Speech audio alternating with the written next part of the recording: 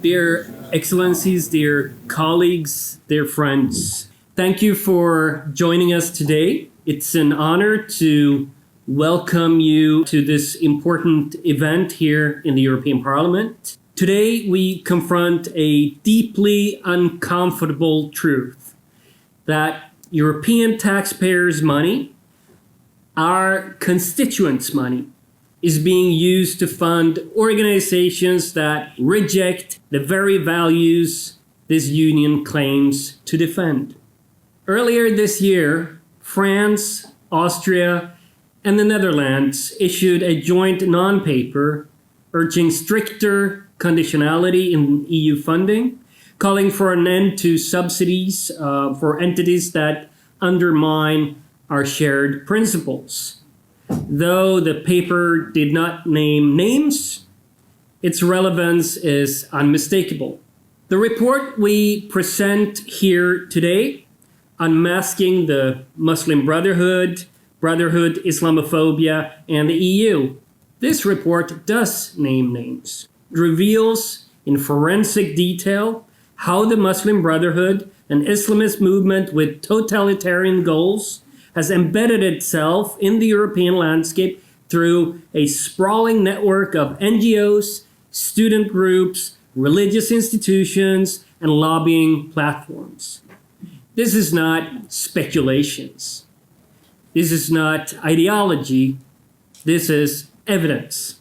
For years, Brotherhood-affiliated organizations have benefited from EU and national funding streams. They've used these funds not to promote integration, tolerance, or cohesion, but to entrench separatism, propagate anti-Semitism, support terrorism, and promote a political religious vision incompatible with democracy and our European way of life. Our guests today, Dr. Florence Berchot-Blackler, who just released her book, Brotherism, in my home country of Sweden, Brotherism, and Dr. Tommaso Virgili, are two of the most authoritative scholars on this topic. Their research is a wake-up call. Their report reveals a vast and adaptive network of organizations that share ideology, personnel, and funding sources. Some operate openly, others mask their affiliation behind more palatable causes. 2, a pattern of EU funding through Erasmus+, rights, equality, cohesion, REC, SERVE, and other programs flowing to organizations with demonstrable ideological or personal links to the Brotherhood. And 3, a growing reliance on the term Islamophobia, not as a tool to combat hatred, but as a shield to deflect criticism, silence debate, and legitimize Islamist narratives. The Brotherhood's middle way doctrine, the Wasatiyya, has long been misunderstood here in Europe as moderation. In reality, it is a tactical strategy. Reject violence in public, but work slowly to establish an Islamic order in every domain of life: legal, cultural, political, and economic. In some cases, the Brotherhood's links go further. Hamas, a designated terrorist group, and the Brotherhood's Palestinian branch receives ideological and at times material support from actors within this network. And yet, organizations connected to these actors continue to enjoy EU legitimacy and access to public funds. How did this happen? Well, the answer is a combination of ignorance, naivety, and fear.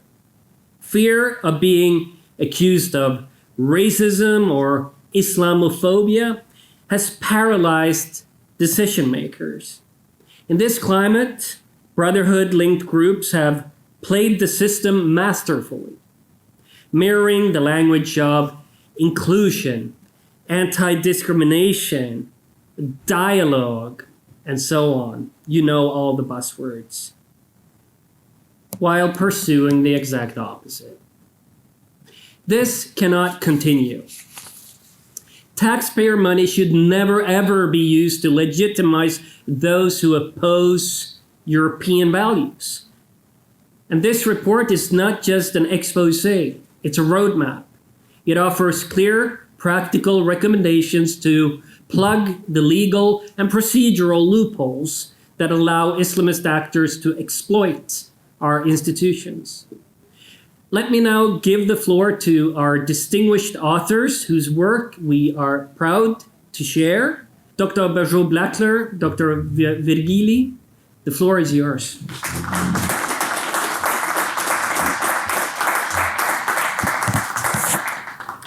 So thank you very much. Thank you everybody for being here. But first of all, thank you Charlie Weimers and the ECR group for supporting this project.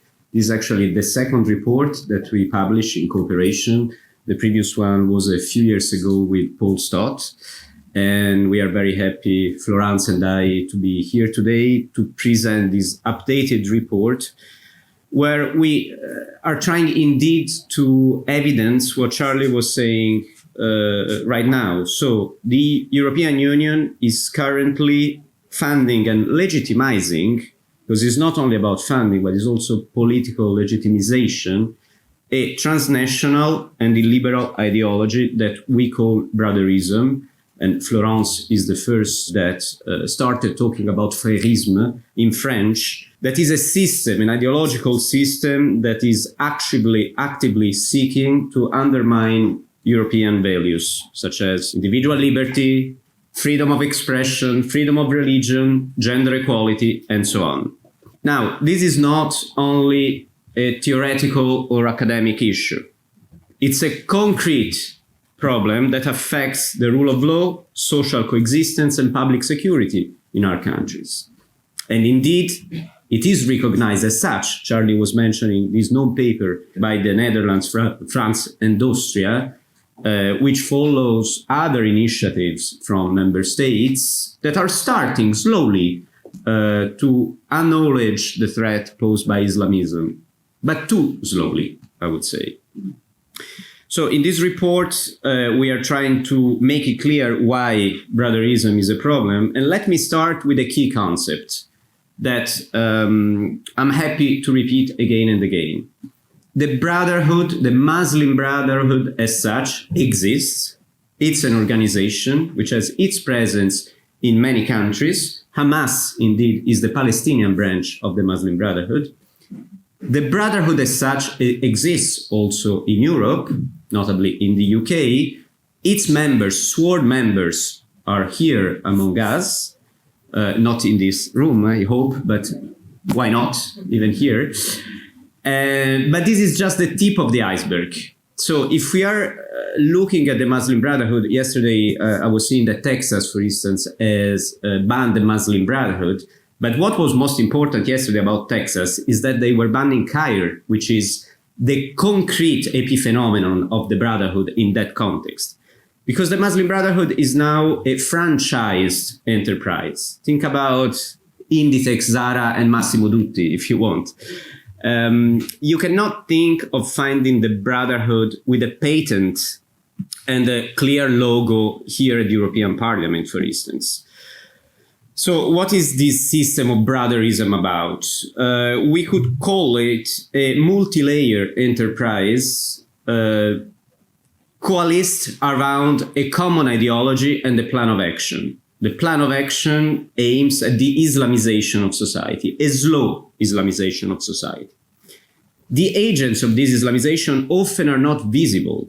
There are sworn members of the Brotherhood, but there are also allies of these sworn members of the Brotherhood. And there are also people or organizations that are not as such part of the Muslim Brotherhood brand, but they're working toward these goals, sometimes without even knowing it. Think about, and in the report we delve into that, think about the woke critical theories and the left, of the left. So this is extremely important for us to point out. Second point, what's the agenda of the Brotherhood about? Charlie was mentioning it, the concept of wasatiyya that was developed by Yusuf al-Qaradawi and brought forward by other ideologues, notably by Abdul Hala al-Maududi. It's a concept that allows the penetration in a system where jihad is not effective. And this doesn't mean that jihad should not be pursued when it's possible to use it.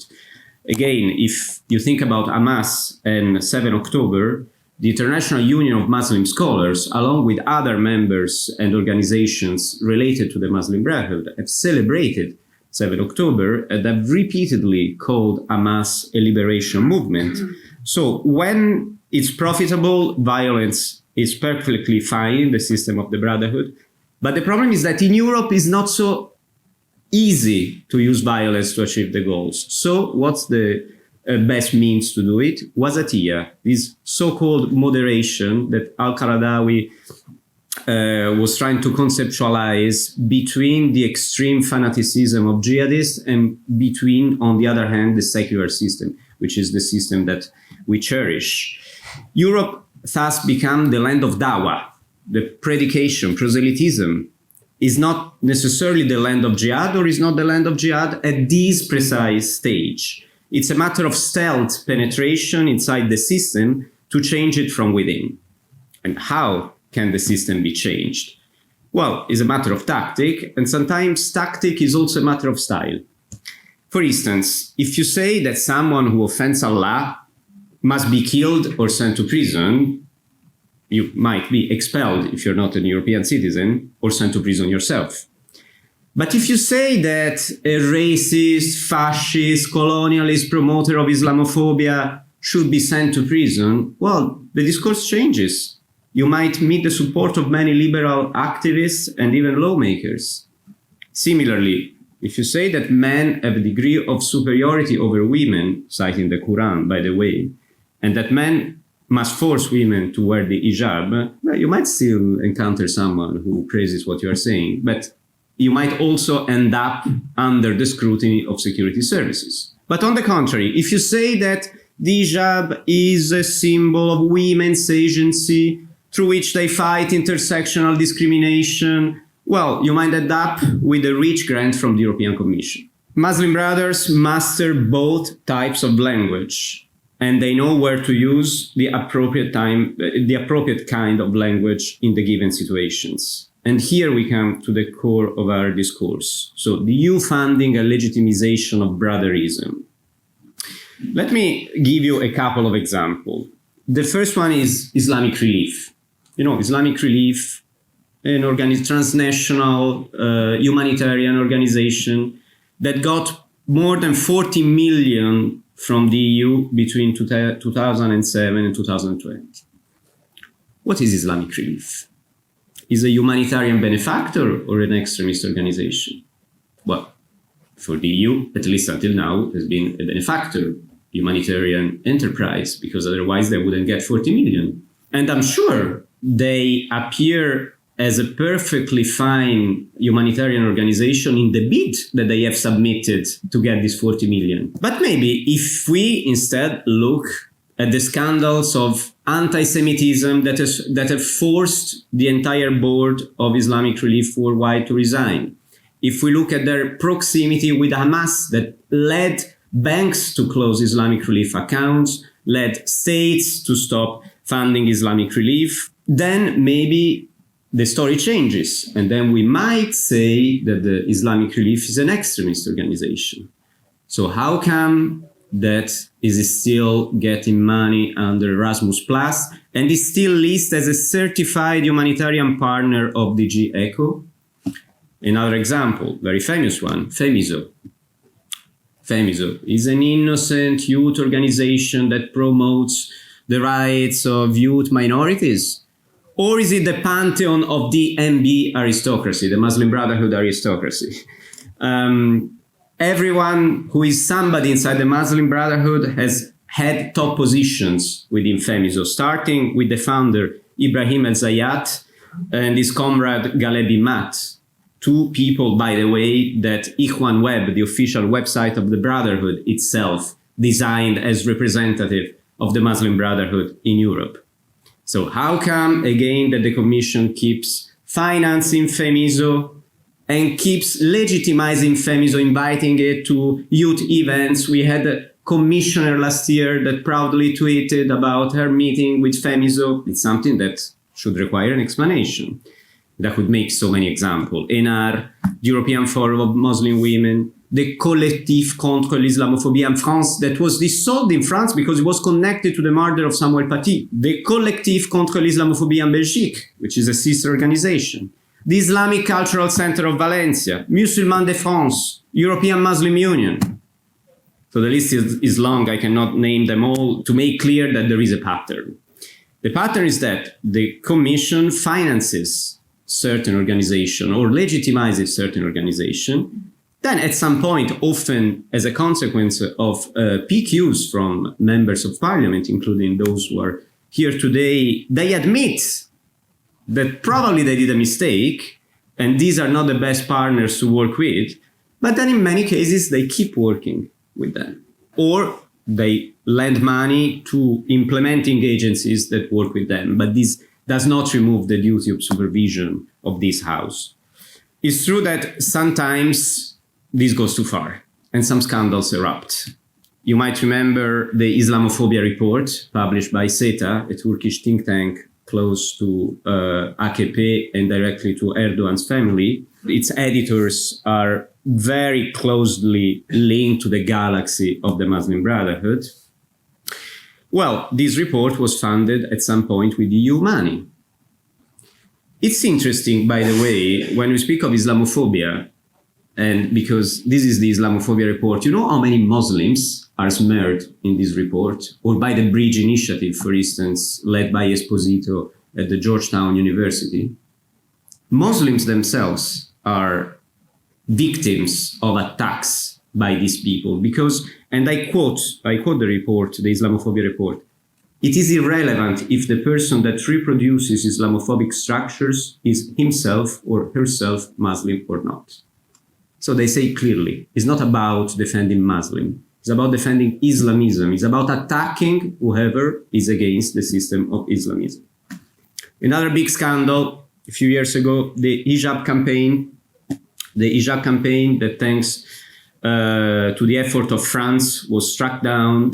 This was a campaign led by the Council of Europe with European Union funding. It was promoting messages like freedom and beauty is in the hijab. So how come that the European Union finances the promoters of such a message? Okay, this one was indeed struck down, but how many projects are still there that promote the same message? Florence and I were trying to, let's say, brought to light this mare magnum of financing that promotes these type of messages. It was impossible to look at everything we wanted to, because it's so big, it's an ocean out there. So we had at some point to focus on 4 lines of funding, and we limited ourselves to search through the keyword Islamophobia. Just in this way, we got 207 projects that are that target the so-called Islamophobia. So are all of these projects implemented by the Muslim Brotherhood? Here we go back again to what I was saying at the beginning. No, they are not all 207 projects implemented by the Muslim Brotherhood. Some of them are. We make some examples in the report of some projects where all the implementing partners were easily detectable as members of the Muslim Brotherhood galaxy. But in other cases, the situation is even worse. What we found is that the same message was veiculed no matter if the implementers were related to the Muslim Brotherhood or not. The message was identical. What's this message? The message is that our societies are dominated by a pervasive system of Islamophobia, structures of power that are there to subjugate Muslims and to perpetuate this minoritization of Muslims. Structure of powers that are fostered by our systems, because in the words of this line of ideology, secularism, for instance, laicite or neutrality, are just ways, subtle ways to perpetuate the persecution of Muslims. Muslims who are always victims, even when they are slayers. Even terrorists somehow arrive at that point because they are forced by circumstances, they are forced by the discrimination that taints them. And another important point, even pretending to criticize or satirize Islam as a religion is seen exactly under the same lens as another subtle way of humiliating Muslims. Even criticizing Islamism, and this, for instance, here I'm quoting British parliamentarians who are those that now are working at the legal definition of Islamophobia, and they say that even masking your Islamophobia under the word Islamism instead of Islam does not really hide your real intentions. So even criticizing Islamism is a form of Islamophobia. Now, if these buzzwords, discrimination, system of minoritization, pervasive system of powers, if somehow ring a bell, well, they should, because it's exactly the same ideological and philosophical language used by critical and woke theories. So these theories become somehow the perfect conduit of the MB goals. And what are the Muslim Brotherhood goals? Charlie already said it very clearly. It's a change in our system of values and laws. The implementation of blasphemy laws. Religious and cultural exemptions in criminal law. Think about the honor killing. The exception to secular universalist policies and provisions, positive discrimination, and so on and so on and so on, because when you get something, you want something more, and you fight for something more, one step at a time. So, and here I come towards my conclusion. What do we propose? Well, first of all, let me tell you what we do not propose and what we are not advocating for. We don't want censorship. We don't want jail, except in clear cases, of course, of incitement to violence and terrorism. We don't want to curb free speech or free research. Actually, these are all things that usually the MB and their compagnon de route want to do, because they are allergic to free speech. What we demand, though, again, I quote Charlie, is a clear rationale for the use of taxpayers' money from an entity, the European Union, that is based and legally based on liberal democratic values, and clearly is not supposed to fund and promote the very nemesis of those values. So here we acknowledge that some progress has been made. Without entering into technicalities, some member states have started to update their legal systems, or they have started to be more active at the European Union level to demand more accountability. The European Parliament, and I recognize here members of Parliament that have worked effectively to demand accountability from the Commission on the use of funding, demanding that campaigns such as the hijab should not be implemented, or that Islamist organizations should not be funded. Also, the early detection and exclusion system through which the Commission evaluates the projects that it funds has been revised. Now it includes not only fiscal fraud, but also incitement to violence and terrorism, although it does it in such a convoluted and such a difficult way to trigger that it is actually pretty much toothless. And some grant agreements also now have a contract clause that demands implementers to enforce EU values, but there are still many loopholes. And that's why we are here today discussing this report, otherwise there will be no need. There are still loopholes because I think there is a bigger problem there, which is not a matter of procedures of laws, it's a cultural issue, first of all. And it comes down to the question, if Islamic relief, why not the Ku Klux Klan? Or if Islamophobia, why not Christianophobia or atheophobia? So in the end, it's not only a matter of regulation, but chiefly an issue of moral clarity and resolute will.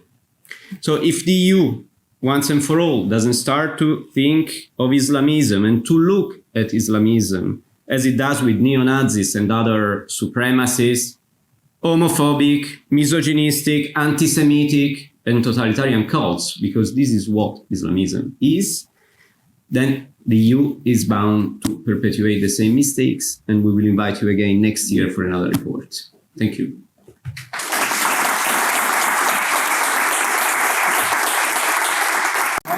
Ladies and gentlemen, thank you for your presence here today. A special thank you to colleagues for coming today. I think we've seen through the presentation of Tommaso, we've seen the mask come off. The Muslim Brotherhood is not a vague threat or a fringe phenomenon. It's a structured ideological movement operating across Europe with a clear strategy, a political agenda, and growing access to EU funds. The authors in this report have shown how Islamist organizations exploit our trust, our institutions, and our money. They've mapped the Brotherhood's networks, exposed its propaganda, and highlighted how the EU inadvertently funds those who seek to undermine its foundations. Some will say this is alarmism, but facts are not alarmist. What we must do is to demand transparency on all organizations receiving EU funds, require due diligence checks with input from national security services, enforce zero tolerance for organizations promoting hatred or supporting terrorism, no matter how moderate they claim to be. Europe's openness must never mean blindness, and our generosity must never be abused to bankroll those who seek our downfall. Dr. Berchaud-Blackler and Dr. Vigili, thank you for your courage, your scholarship, and your clarity. And to all of you, you have the report in your hands. I trust you will read it carefully and act decisively. Thank you very much.